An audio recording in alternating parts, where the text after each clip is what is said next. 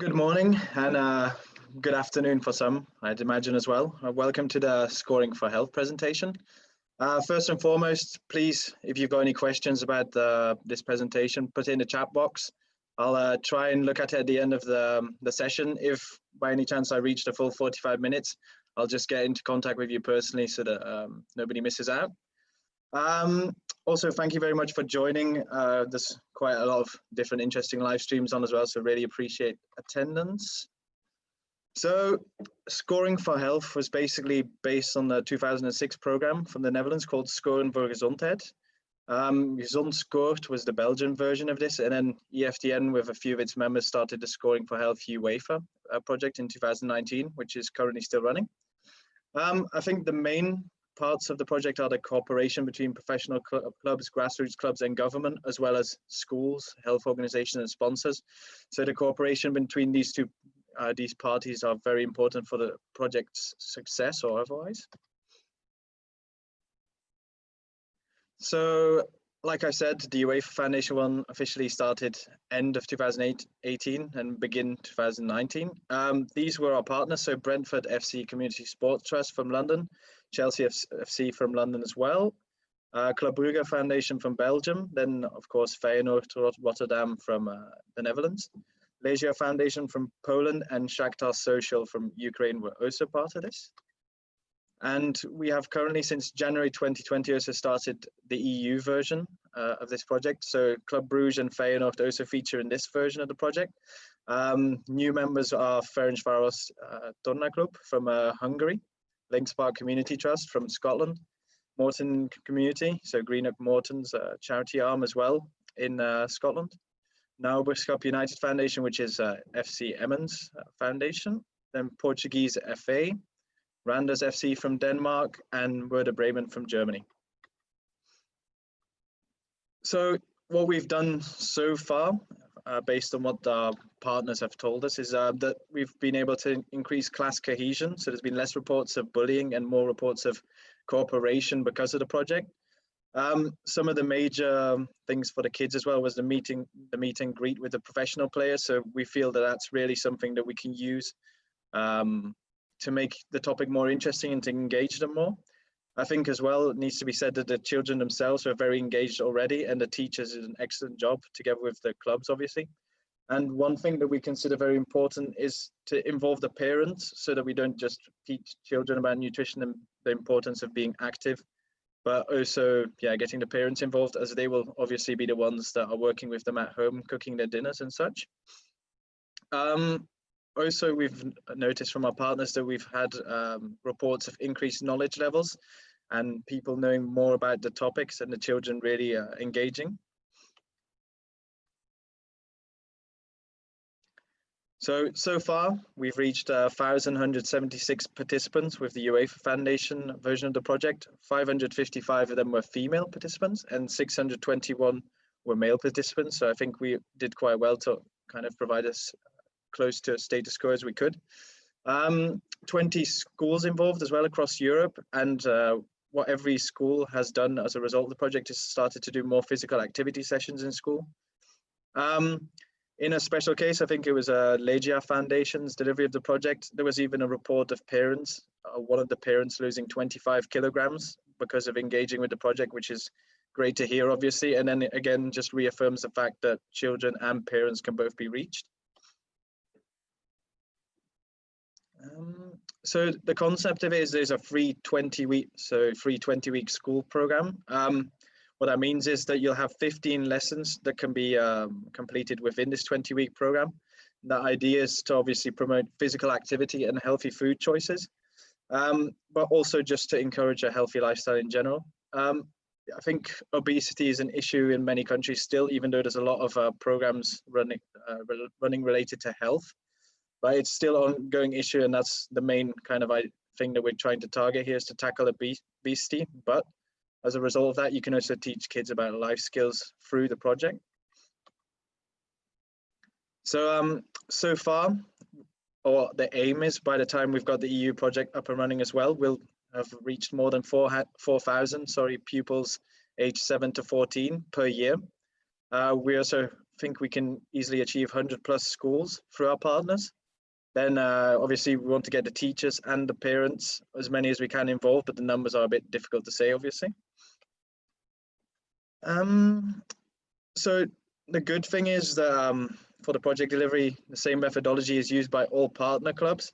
However, we have given kind of freedom to be able to customize it to own needs. Obviously, for example, let's say in the UK, you won't have the same national guidelines when it comes to health and nutrition and physical activity that you might have in different countries.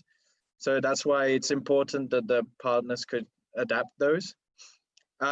Cooperation with local schools and local government can be very valuable for these kind of projects. It can add another dimension to it and maybe also give you the opportunity to reach more people. And then working with health organizations for the expertise and potentially getting sponsors on board. And I think some of our partners with sponsors, I would refer to things like supermarket sponsors that helped out with delivering food to the classes and whatnot.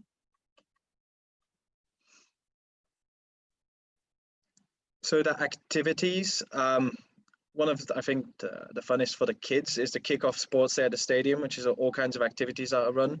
But we also use this to do some measurement activities for the impact of the project. And like I said before, so 15 lessons will feature in a 20-week school program, and the main topics are nutrition and physical activity. And then usually you have a final day at the football stadium, which might be a bit challenging during COVID times, obviously.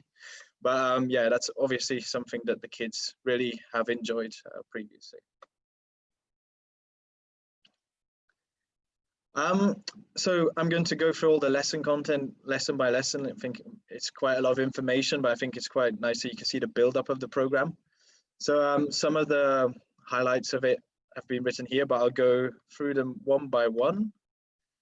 So lesson 1 is the introduction. So it's basically start of the program in schools. Usually you'd have members from the clubs then visiting the schools trying to explain this. But what is important for us for this project as well, that teachers are involved in the project together with the clubs, so that the clubs explain the project, give them the materials well in advance so that they're prepared for the first sessions. The kids get asked what they know about health already and what their expectations are from the project, what they think they'll learn. And then obviously the partners in the project will then explain all the goals of the program. In the first lesson as well, it's important to provide a letter to the parents because there's all kind of activities that we need permission for, such as supermarket visits and like pictures as well. So if your child isn't allowed to have his picture taken, that's something important to consider as well when you're delivering these kind of projects. So this one is probably one of the more interesting parts of it. So the classes get to choose their own group goal. So I've noted a few on my slides here. So walking and cycling to school sounds like quite an easy one, but yeah, quite important nonetheless.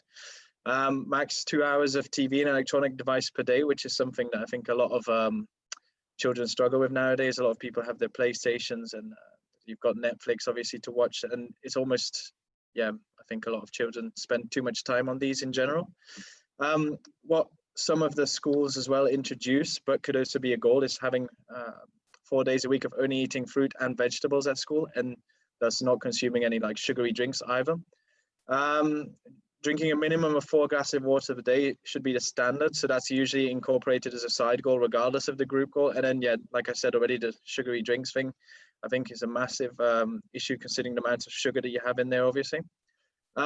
These group goals are important because it kind of gives you an overview of how things work or what people decided to work towards at the beginning. And then you can, at the end of the project, see a kind of evaluation of what went well, what was achieved, and what didn't go so well. So on the picture, you can see Club Bruges Stadium. I think this is where they had held their latest start clinic for the project. So it's important that the teachers obviously brief the kids what they need to take so that they don't turn up in jeans and sweaters as opposed to sports gear. So I think that's an important thing to mention. At the end of the day, there's an evaluation of how they think it went. And as well, usually these start clinics are combined with measurements for the project.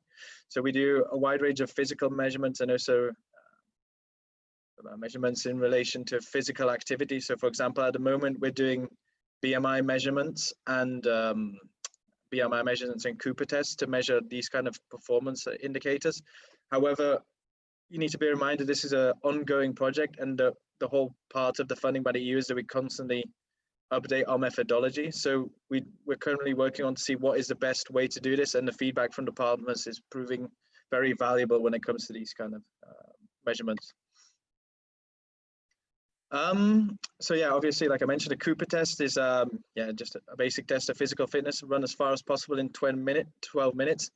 And we've noticed that some of our partners did shuttle runs, and the problem that we found there is that a lot of children were just sat on the side waiting till the other people finished. Whereas here we feel with the 12 minutes, people can choose to run for the 12 minutes, and if they really can't anymore, then they can walk. So at least there's still some activity involved. But again, like I say, we've not reached the perfect point of the project yet, and I think we can constantly improve the methods and the methodology of this project.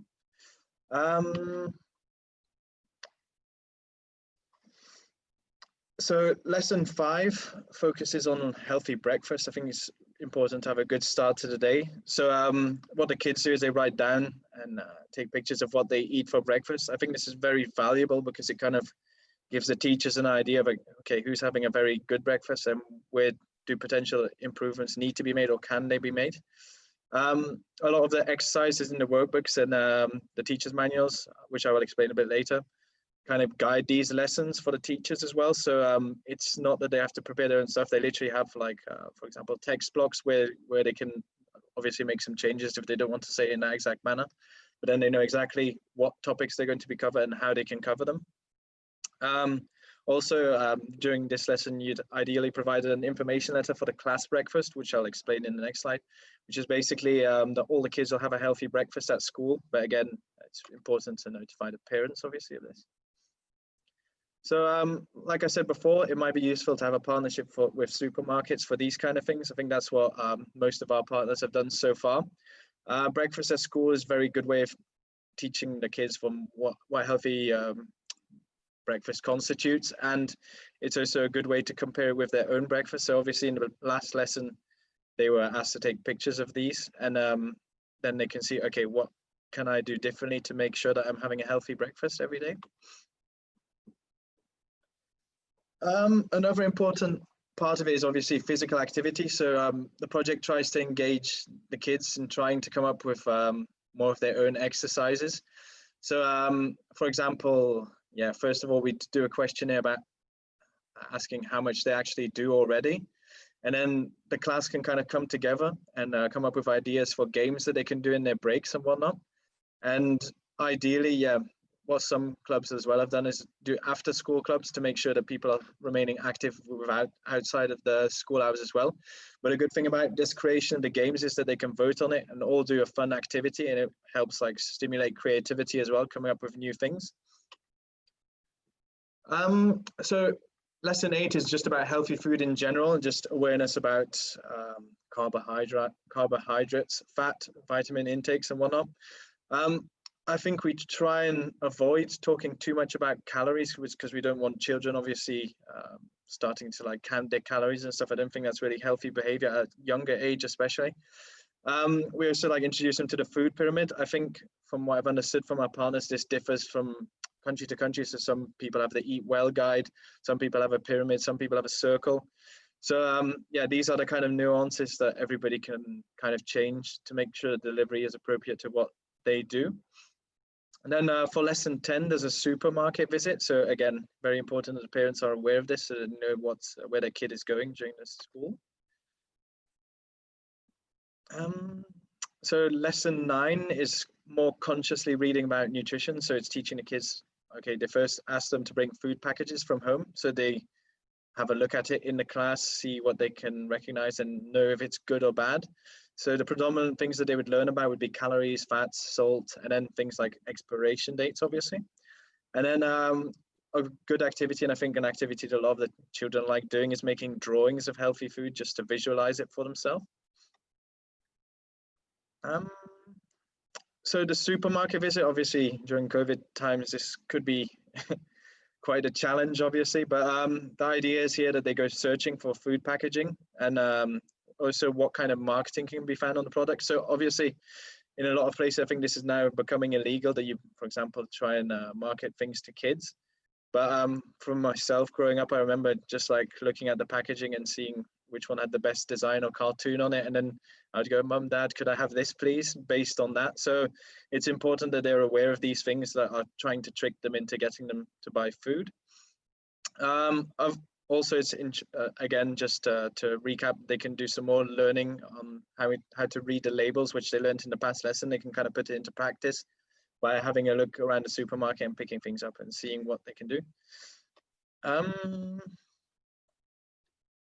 So lesson 11 is about healthy snacks. Obviously, you can't just build a day into breakfast, lunch, and dinner. I think it's important as well, like if they're feeling hungry in between, that they know which kind of snacks they can eat that are healthy, so that they don't feel tempted towards chocolate bars or crisps and such. I think as well in our educational manuals, well, I'm sure we have, we've got guidelines providing how many meals you should have per day and how many healthy snacks you can have, and obviously what snacks are healthy. And an important part of this program is, well, educating the children about sugar and sugary drinks, because I think that's something that's very unhealthy and leads to a lot of cases of diabetes, I think. So yeah, definitely something that we try and highlight as often as we can. So lesson 12 is kind of like playing outside, but then the second part, so this is a follow on from lesson 7.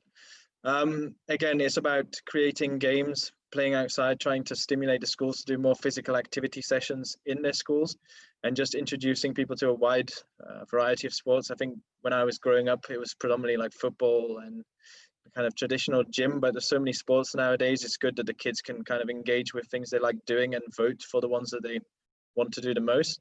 After this session as well, they're always the teachers and the partners would always evaluate these things with the participants. So if that game didn't work, then they can always come up for the next one for the next playtime, and it just provides them kind of a way of making playing outside a bit more interesting to them.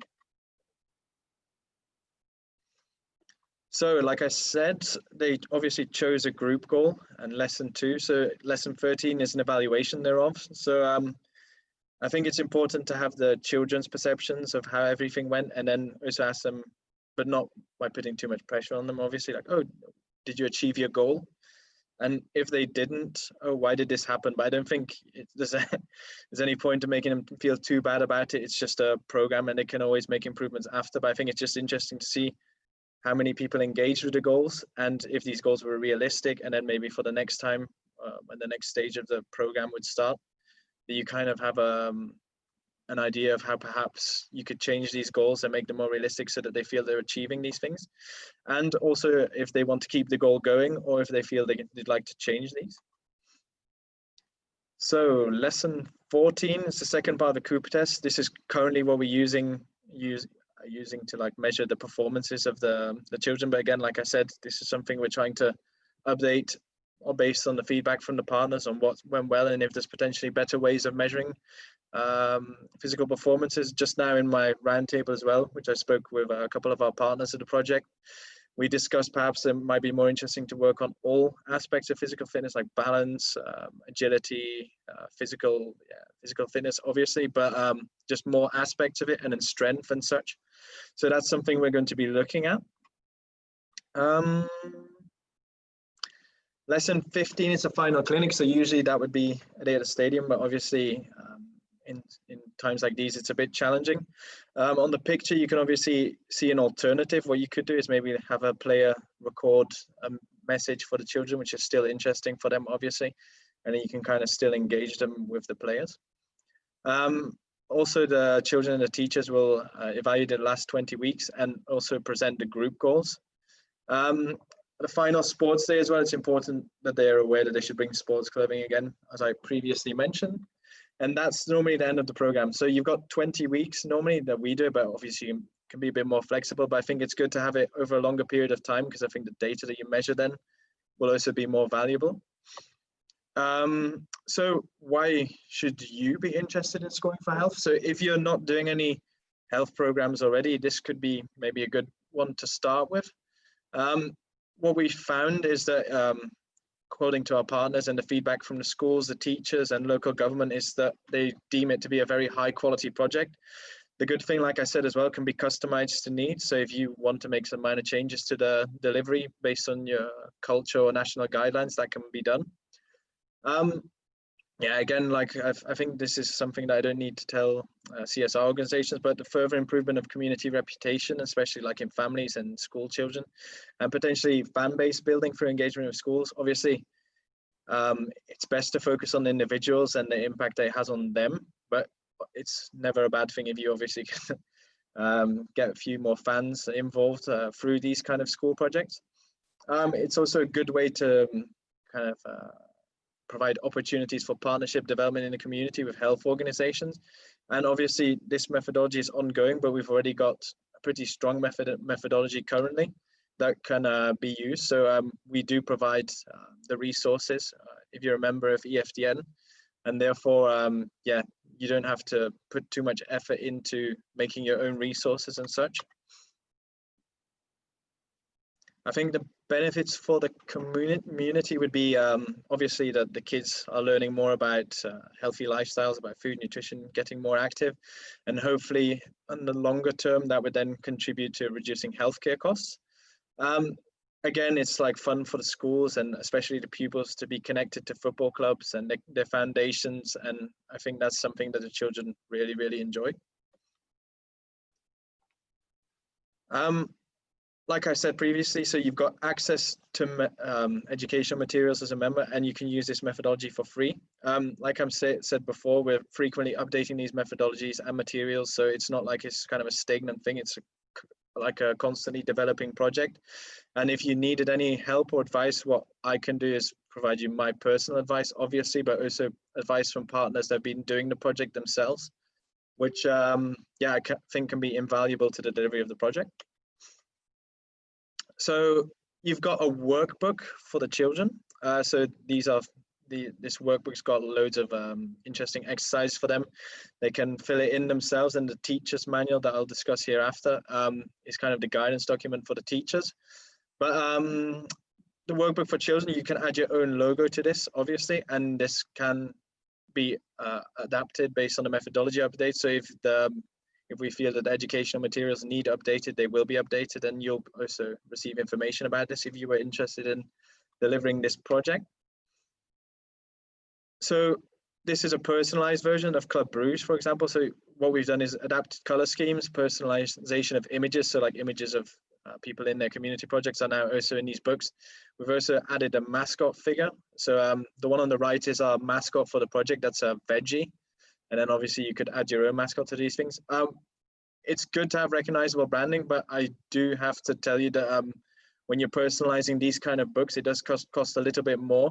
So these are something that we do with our current partners. But yeah, if you were interested in doing a complete personalization of the workbooks, then I mean like pictures, colors, and logos and such, that it would probably we would need some money from you to help finance that, unfortunately. So the teacher's manual, like I said again, the logo of your club can be added, and this will also be changed based on the methodology updates. I think the teachers have said this is a really useful document because it gives you a lesson overview for each week and each lesson, and they've considered descriptions of the lessons very clear and not often had many questions about them. But the good thing is that obviously being partnered with the club that are then partnered to us, it gives them kind of like an easy feedback loop, so in case they had any questions.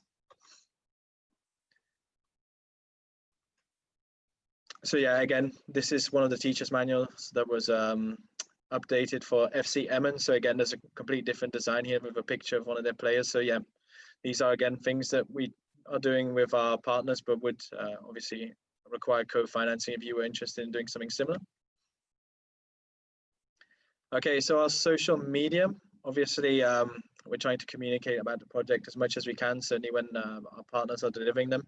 So again, if you'd be interested in delivering them, then feel free to, if you would start the project, to communicate this to us, and we can help spread the word about your activities.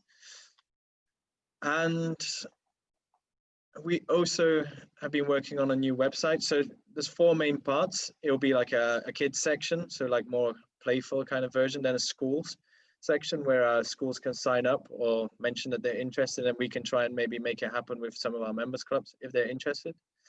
A parent section as well, so like with recipes and quiz links and whatnot, and then a project as well is more for clubs that would be interested in joining the program, or for example partners perhaps. So yeah, I'm just briefly going to go through a breakdown. So it's the kids section has an about the project kind of page where it's basically explaining what the project's about. The disc of 5 as well, which is the version that we took, but again, like you've got eat well guides and food pyramids, so this will differ from country to country. Then a gallery, so pictures from people that have already taken part in the program, and then obviously you've got recipes as well. The quiz is an interesting one as well, so that the kids can keep working on their knowledge on nutrition and such when they get back home too, and these questions will be updated on a regular basis by us. For the parents, yeah, I think the recipes is quite interesting. So obviously the parents will usually be doing the cooking back home, so it'd be good if they're also aware that they can find mostly quite easy recipes that are healthy as well, that they can maybe practice with their kids so that they're getting them involved as well. We'll also offer the resources online, so the manuals and the workbooks, so they can have a look at those and see what exactly is being taught to their kids. For the schools, yeah, again, similar sections, but then obviously you have the sign up form that you can use as well. And then for the project, there's a sign up form for the clubs. So also a brief overview of the events that we're doing, so that clubs that would be interested can also know how they can get involved with those. As you may all know, we've recently launched, or recently during this conference, launched our Healthy Football League app. So it can be used obviously as a link to that activity. So it's a good way to like analyze activity rates and see how active the kids are. Obviously it'd be nice whether you can create like a kind of school competition. So on the app, if you're, for example, let's say Nagbreda, you can make separate groups for schools or even classes if that was deemed necessary.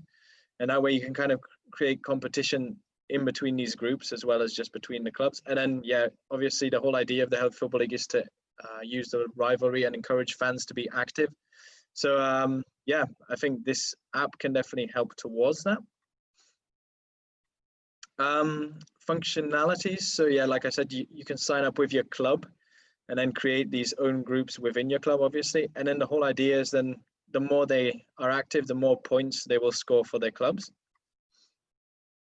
The kids can also see, and perhaps the teachers as well, which might be an interesting thing, how active they've been. So overview of weekly activities. So then perhaps as well, like the amount of steps they've done, the calories they burned, and the distance they've covered every day.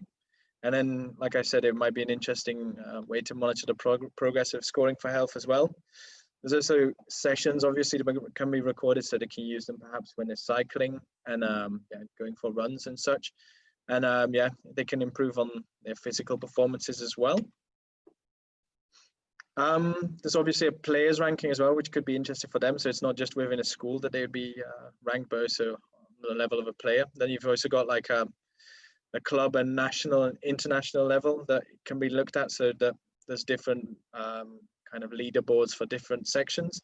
And ideas then obviously of the app that you prove that you're the fittest fan of Europe. Yeah, it's the same for the club ranking. To be honest, you can see it on a national and international level. And then the idea for clubs would then be, of course, to prove that you're the fittest club of Europe with the fittest fans. Okay, so that was it from me. Like, if you're really interested in getting involved in this project, or you want to learn more, you can send me an email. I think I should be able to access the questions. I'm going to try and see if I can do that. Okay, so I'll contact Jeroen personally, I think, for the financial part. If there's any more questions, feel free to reach out to me on the platform, or yeah, we've still got some time left, obviously, so you can still put your questions here. I'll hang around for a bit longer. And then, yeah, if you've got any questions, either send me an email or contact me via the platform. Thank you very much for joining and for your attention, obviously.